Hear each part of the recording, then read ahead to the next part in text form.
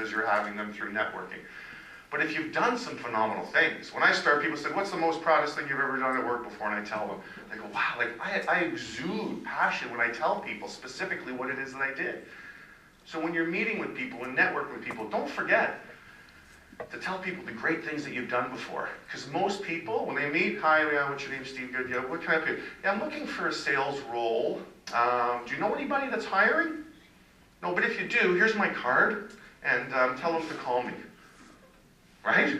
Who's been through one of those before? I have. Right? Hi, how are you? Good, I'm Steve Johnston. Nice to meet you.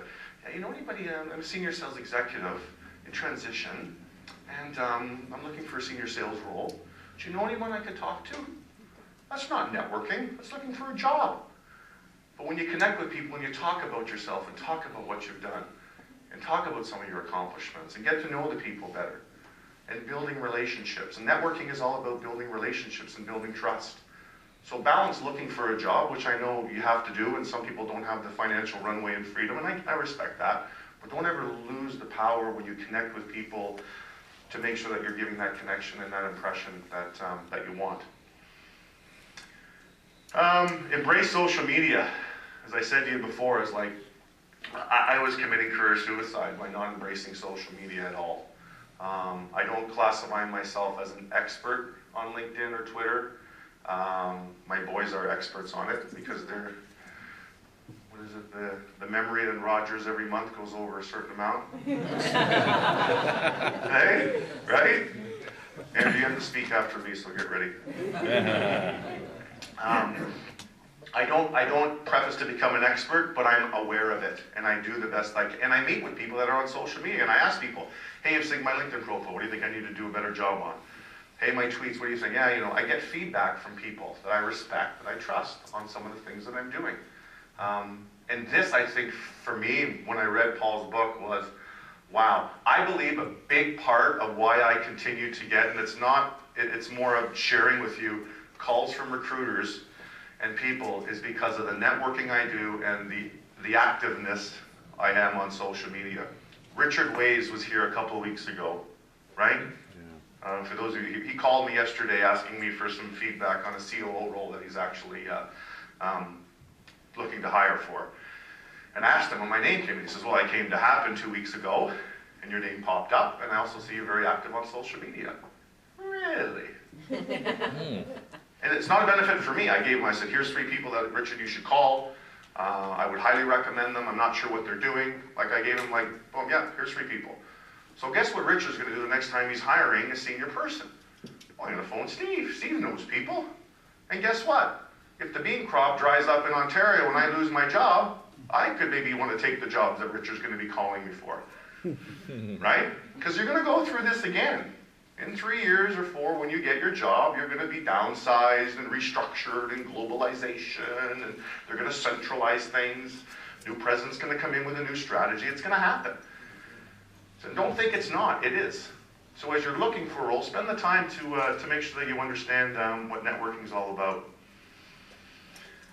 This is 1A, B, C, D, E, F, G. Embracing networking is so critical, and I didn't even know what networking was. I thought I understood what it was, but I didn't really understand it until I started getting into it. And don't stop even when you land your next role. And I realized that, as I said, when you're working, it's very difficult to spend time. You've got a job, you've got personal commitments, you've got kids and other activities. But everyone can get up at 5 o'clock in the morning, right? Everyone can go to Tim Hortons at 7 a.m. for an hour coffee, right? You just choose not to, right? I have the night off this week. Tonight, I could go have a coffee or a beer with someone at 6 o'clock if I wanted to. You just have to decide how important it is in your life, and I will tell you, in the world that we're in, it's extremely important. And networking just doesn't have to be face-to-face. Once you build relationships and trust with people, I mean, if Jim and I, didn't meet, while I've got a good relationship with Jim and with Paul that I can email and send stuff to, and I think we built a good relationship over time that's mutually respectful. So I don't need to meet with Paul or Jim all the time. I can send them articles and connect with them. That's networking as well. Hey, Jim, read an article, thought about you, thought you'd find this interesting for your HAPPEN meeting. Hope things are well. Steve, zing. That's networking. Keeping, sharing, updating, working. It's like patting your head and rubbing your stomach at the same time, right? I find that difficult, so. But embrace it, even though it'll be difficult because you're going to have a job and it's going to be, but spend some time continuing to network, because I said you'll be going through it again in 3 to 5 years. I was really impressed to hear a lot of people that have were some of the new speakers and others that said they got back into shape. Because I think once you get into shape and whatever you do, whether you run, lift weights, play hockey, golf, whatever, the better shape that you're in, the better you feel about yourself, and therefore that's going to exude a heck of a lot of positive momentum when you meet people. So spend the time, whether it's walking, running, whatever it is, but spend the time to get back into shape, because then people will ask you, what have you been doing since you've been off? You should list about 8 things. They go, wow, get into shape, I coach hockey, I join hot yoga, I volunteer my time. They're like, wow, this person has taken the time off, not to sit back and relax, they've taken the time off to better themselves. And employers are looking for people that want to better themselves, because then they'll do what? They'll better the organization that they're working for, right? You know in the back of mind you need to find a job. Don't tell us, they know that. You don't need to tell people that, they know that. What you want to be able to do is exhibit all the positive things and the things that you've done, so you leave a great, great first impression with people. Very important, and you guys did that this morning when you introduced yourself. Create a transition bucket list. Again, ... if you have the financial freedom or the runway. And I got this feedback from somebody as well. Whether you're going to be off for 3 months, 6 months, or a year, take the time and write down what are the things that you're going to want to do. So just as I've said, you're going to work 10, 12 hours a day, you're going to be busting your balls, driving everywhere.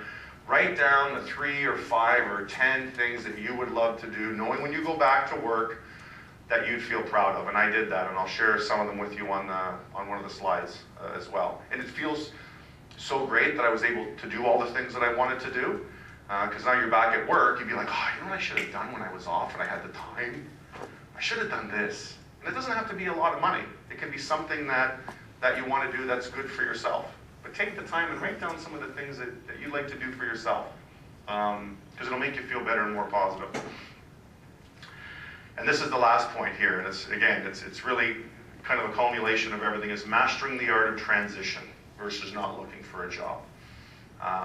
And again, I respect that people are in different situations with respect to time, financial, but you will, we will, I will be going through another transition. I'm 46 years old, I've got, I guess if the government says anything, how many more years, honey? 19 more years of work? I'll probably have 4 more careers, 4 more jobs, right?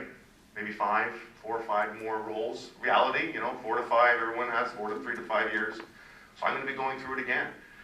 So I want to make sure at the top of my mind that I don't lose the focus on understanding what transition was all about, understanding what networking is all about, connecting with people.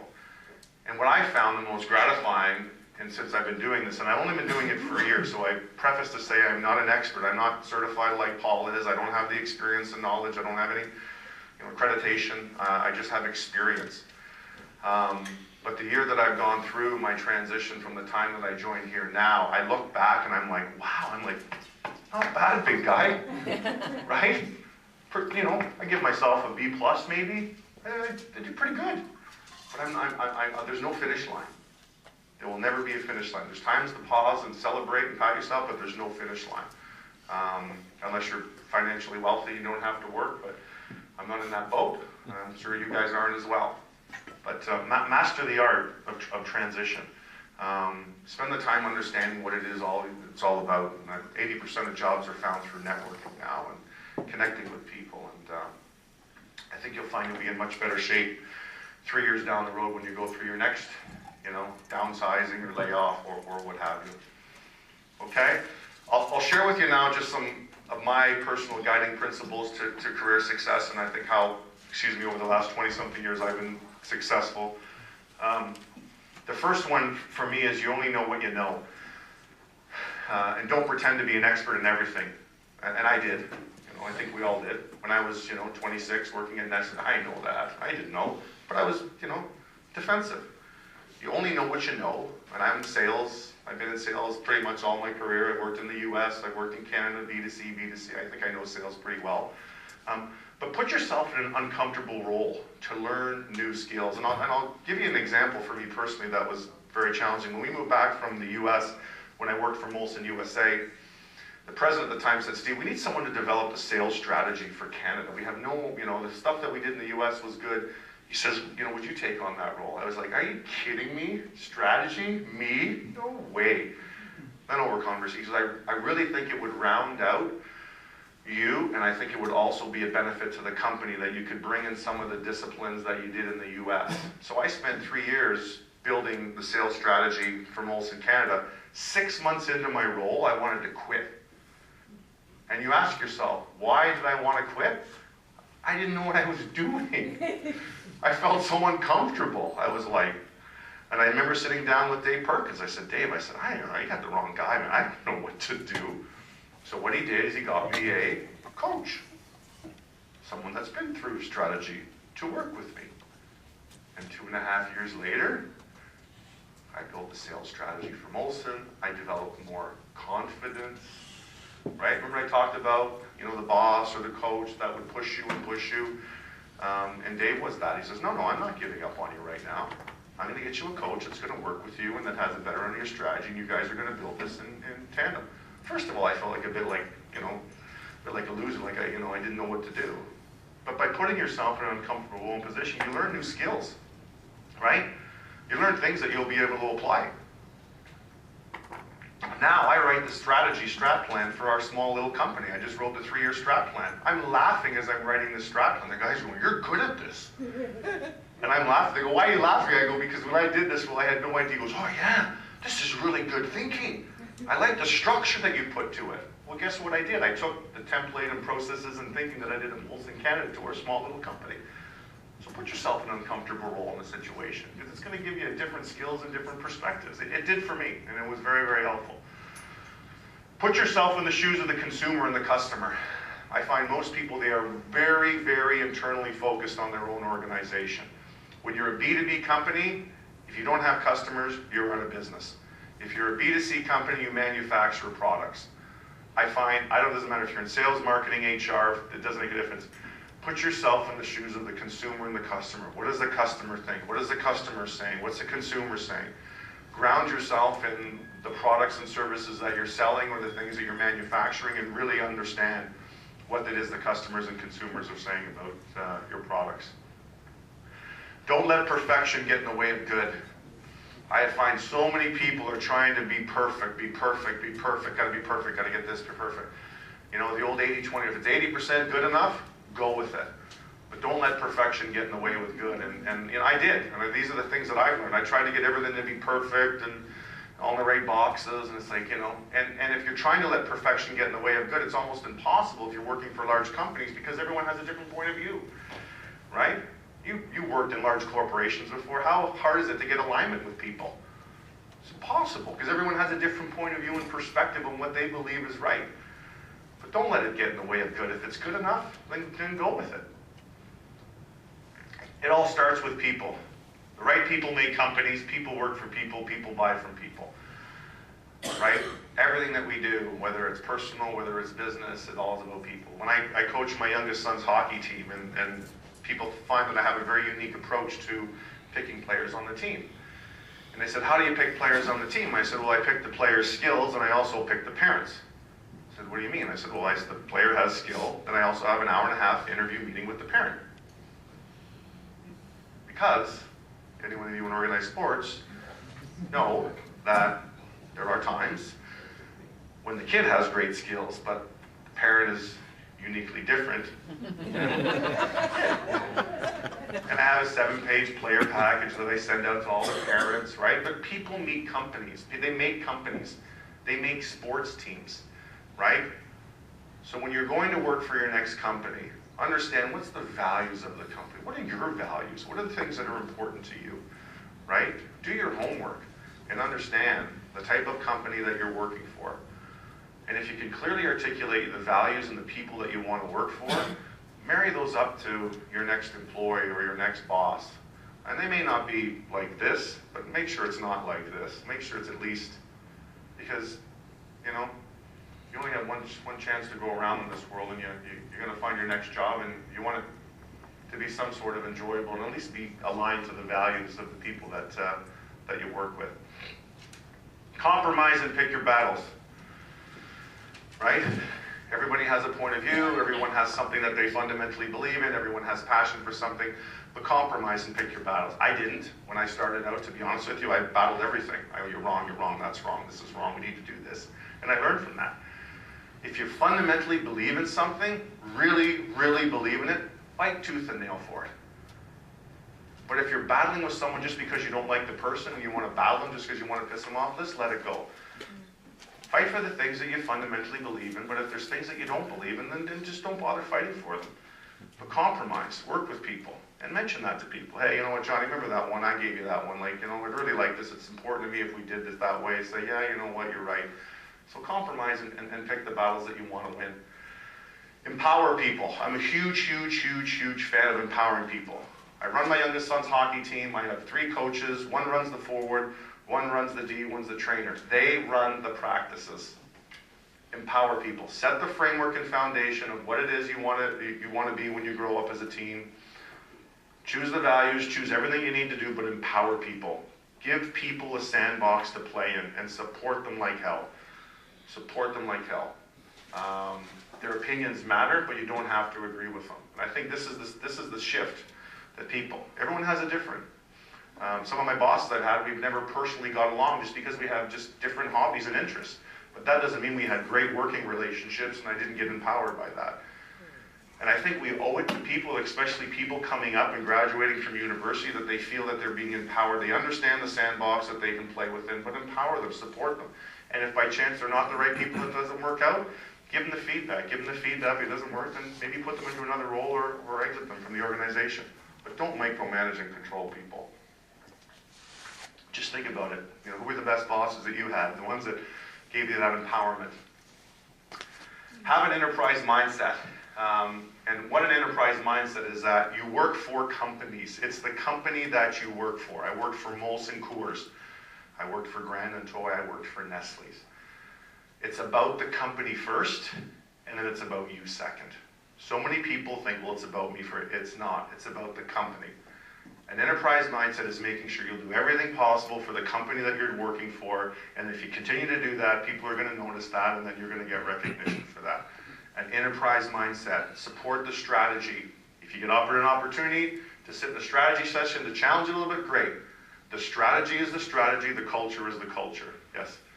Maybe a qualification. Remember, you could be out on your ear, so you shouldn't invest lock, stock, and barrel in the company. You're still in charge of managing your career while you're in the company. 100%. Yeah, 100%. But when you work for that company, so I've seen examples where people didn't have an enterprise mindset. They left the company, they go, don't hire that person. Why? Well, he never agreed with it, and he would say something around someone's back. Because guess what? Remember, you're going to be in transition again. 100%. You've got to manage your own career, right? But you also, when you work for a corporation, it's that corporation that pays the bills, that pays your paycheck all the time. And if you don't like it, leave, right? Have a plan and work the plan. Again, I talked about that in transition. I put it back here because I fundamentally believe that people don't have plans. They don't have career plans. What's your career plan for the next 3 years? And I would say my career plans over the last 20 years have changed. Every 4 years I write a new career plan. I read it and I just wrote one when I was in transition last year. And it changes because of your family situation. It changes because of your personal situation, your financial situation. It changes if you want to continue to grow in roles and take on higher roles, right? I believe things are done in 3 to 5 year increments. I believe people don't have careers anymore. They work on projects. And I've seen it happen so often in companies and people that I've dealt with. The loyalty anymore within large corporations, in all due respect, is gone. It's gone. So yeah. What did give us an example of what one week in your career plan would have looked like when you were in transition? Because you saw all the people that put their hands up when we asked for good news. Mm-hmm. Everybody's getting all kinds of interviews. I wonder what your career plan looked like. So on a weekly basis, it would be the number of hours that I was spending on social media, the number of articles that I would read during the week, the number of posts I would post, the number of replies I would reply to, the number of networking meetings that I would meet with, the number of resumes that I would send out to people. So I had a list of all the activities that I did on a monthly, and I did it on a monthly basis. I said, for the month of May, here's all those types of things for the month, and then I would measure myself every single week against those things and give myself a red, yellow, green. And some months were brutal. But I used to challenge myself, well, that was a realistic goal. I slapped myself, go, you put the flipping goal down there. So measure yourself, it's red, bright red. I'm like, yeah, okay, you're right. That's why I come back to the coach part, right? Is because we'll be soft on ourselves. Well, yeah, but I was at the cottage that week. You'll make excuses, you'll do it all the time. But whatever your plan is, whether it's meeting with recruiters, whether it's networking with people, whether it's sending your resume out, whether it's blogging for 3 hours, whether it's reading books. I read a book every week, right? And again, for me, my plan was mastering the art of transition. And people would say, well, how would you going to know when you mastered the art of transition? I would actually ask people that are the experts at it. Jim, the Paul, the Martin Bucklands of the world, the people that I met through here. People that I met with that went through transition before that helped me craft my plan as well. I said, you know, here's what I'm kind of doing. Does that kind of look and feel right? They said, yeah, put a bit more of this and take that out. Okay. So I was a bit of a student trying to find my way through understanding what it is that I was trying to do. But most people don't have a plan. Like what it is, I'm going to make 4 phone calls today. Fine, do something. Measure something. Right? And you won't. Steve, he doesn't know I'm in a different situation. I don't care what job you're in. I met with the most senior people through my transition, that senior executive nets that Martin Buckland had. And it was amazing to me. These senior CEOs of executives of companies, they have no plan. I feel like saying to them, you remind me of me. I'll be fine. I'm just going to take some time off. They have no plan. They have no articulation. Nothing. And you find that my old boss called me. The guy that he let go, he phoned me. And the last coffee I had with him, he actually asked me, he said, you know, I really like your feedback on how you've done it. Asked my wife what she said when I told him, Gary wants to meet with you. She smiled, right? Yeah, and she said, really? He whacked me. Now he wants to meet with me? I'm like, okay. Guess what? I'm teaching him or sharing with him some of the things that I've learned. And you know what? I honestly, I sit back and I smile and I'm humble and I'm like going, you know what comes around goes around in life. And I wish them all the best. I mean, you know, at the end of the day, I believe companies, especially for senior executives, go through different stages. They go through stages where you need to build a new strategy. They go through stages where you need to restructure and downsize, and you do require different skill sets. So at the time that I was at Brandon Toy, I believed they needed the skill set that I provided. But honestly, after the 4 years, they needed somebody else. They did. They needed a different type of leader because they were in a different stage of their evolution of their business. That's why executives, 3 to 5 years, for the most part, move on, right? Just either things don't work, they're trying something different, they're going a different way. So don't take it personal. I did, and I can tell you. We're just looking for something different. And they were. Now, I could say that a year and a half ago because, you know, I've gone through that cleansing process. You may not be trying hard enough if you haven't been let go before. Right? You may not be trying hard enough if you've never been let go before. I knew in my last year at Grand & Toy when I was there that I fundamentally believed that was right for the business was focusing on 4 key priorities. And I had my sales team 100% charged on those 4 priorities. I believed that those were the right 4 priorities. And ironically enough, I connect back with people, they said, hey Steve, remember that national account team that you built when you were here? Yeah. Oh my God, we're landing more business than we've ever done before. Really? But when there's someone higher above you that has a different role, they didn't believe that the 4 priorities were important. And it was about having an enterprise mindset, about making sure the company was successful, about making sure, and I said that when I started Grand & Toy. I want to be able to, when I'm retiring in Florida with my white socks up to my knees, step back and go, I made that company better. And whatever company I decide to join in the future, I know that I'm not going to be there for more than 4 to 5 years. But I have the mindset to say, I'd love to leave this company in a better position than it is when I joined. And I think you should all have that sort of mindset in whatever you do, whatever your role is, right? step back and leave a company and go, I feel better because I made people stronger, I made processes stronger, I made sales stronger, I made distribution better, I reduced costs to make the organization stronger. And that's about having an enterprise mindset. And I fundamentally believe that until I own my own company, that I work for an organization and my job is to make that company better. And it is. But, someone gave me that quote. I go, oh, that's perfect. That wasn't a quote, they just said it. Because you know what, Steve, sometimes people aren't working hard enough. They never let it go before. Because what happens is you'll toe the company line and you know you don't believe in it. And then all of a sudden you'll get, I should have done what I knew was right. Right? And it's difficult because you may be losing a job and being in transition and not have enough runway to find your next job. I respect that. It's a balance. So balance what you think is important in what you're doing. But, I thought I'd put that up there. That was kind of funny. I got these 3 words from my time I spent with Happen. Persistent, resilient, and being decisive. I actually got decisive when I was at Happen, when I read Jim Treliving's book. Jim Treliving is the founder of Boston Pizza. He wrote a book called Decisions and People Making Decisions. But I fundamentally believe after my time is that you got to make decisions.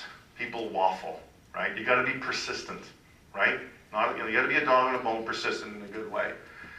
And resiliency. This was one of the big things I learned when I was here from Dick O'Brien, right? I drove home that day. I said, wow. I said, Dan, I go, I met this guy. And I go, he's like, who is he? He was Dick O'Brien. I go, we were going through this exercise and he was saying to everyone, explain yourself. Talk about yourself in a few words.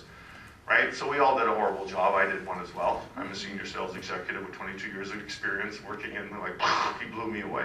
Then he gets up and he goes, I'm Dick O'Brien. I'm chaos tolerant. I was like, wow. Then he goes on to explain what chaos tolerant is and how he's able to deal with any situation that's chaotic. And he spent some time, unfortunately, working with Christine French and Leslie Mahaffey when that whole situation went through. So he told a story about how he's able to deal with situations. And he says people need to be resilient. He goes, forget about this stress management. Anyone see Dick O'Brien speak before? Right? Would you agree? Like he was like, wow. Right? You know that certain situations are going to come at you. You need to be resilient in how you deal with those. And people that go through stressful situations aren't resilient, right? And going through transition can be a very stressful situation for a lot of people. Financially, emotionally, right? His partner's speaking tomorrow in Burlington. Mm-hmm. Yeah, Meg Popovic. She's taking over his business. He's looking to retire. Oh, really? He's got a whole different take on this. But it's those types like. So what did Dick O'Brien tell you about finding a job? Nothing. What did Dick O'Brien help you understand about going through transition? A ton. Right? So again, as my journey through the time that I spent here and continue to spend, found a job, thanks Jim, see you later, continue to reinvest my time and network and give back. But being resilient, being able to deal with stressful situations that come at you, whether it's personally or in this situation, professionally. But those would be 3 key things for me. So life is good. I have my wife and my 2 boys here that came to join me to see me speak, and this was one of the best pictures that they took. What were you laughing about, you remember? Sydney, their dog? Yeah. Life is very good. Here's some of the things that I did through my transition. I thought I'd throw them up because, I like pictures. As I said, I'm very active. I coach my youngest son, Andrew's hockey team. We went to New York City to visit my younger brother, Jeff, who lives in New York City. I actually got up on water skis, which was a bit of hilarious, but tried water skiing. Took the family to Europe, and we had an awesome trip in Rome and Italy and Greece, and did some time there. Went sailing for the first time ever, which was kind of fun. So did that with a buddy of mine that does. Took my boys golfing. My youngest son, Andrew, over there, played football last summer for the first time, and the friends of ours, their daughter is an Argo cheerleader, so we went down and watched a football game, and You can't see our faces, but they're like bright red. We were all very embarrassed. At least I was. And that's me doing what I love doing best, enjoying a nice glass of wine in Italy. So that was my transition bucket list and the things that I wanted to do. And I put it up there because it just makes me feel good and also makes me feel that I've accomplished things personally that I wanted to accomplish. And to spend time with my family. This is my mom, my dad. I've got an older and a younger brother. They both have 2 kids as well. This is our little dog, and we spent a lot of time together last summer just as a family, just, you know. And you know what, when you're working, you know, you call your mom driving home and your brother, you know, I haven't seen you in 6 months, and spending time with my family was very important for me. And this is in our backyard, just at a barbecue, and thought we'd take this picture as a good memory, and I'm glad we did. So let me just share with you 3 closing thoughts, and I'm happy to open up the floor for any questions that anyone has. If you truly find a job you like, you'll never work a day in your life. If you find something that you love to do, you won't find it work. And I've talked to many people that have said, I'll never retire. Why? I love what I do. I love what I do. Now, there are very few of those people, but anyone know who said this? Lou Campanella. He was a referee in the NHL. I had to Google that. I actually didn't know that. So that was one. Find something that you like to do as best as you can. Because if you do find it, you'll have a mindset that it's not really work. This one's from Paul, which I think was so true. Your future doesn't have to equal your past. What you did before may not actually have to do what you have to do or could do in the future. If you can think about those transferable skills that you've done, and I've done that. I'm pretty fortunate enough to work with a couple guys called Matt and Steve. They're bartenders at the Keg. They came up with a spicy pickled bean that should replace celery sticks and Caesars. So those of you that enjoy Caesars or go to the Keg, you'll see our product. It's called the Extreme Bean. It's doing very well. I met with them a couple of years ago.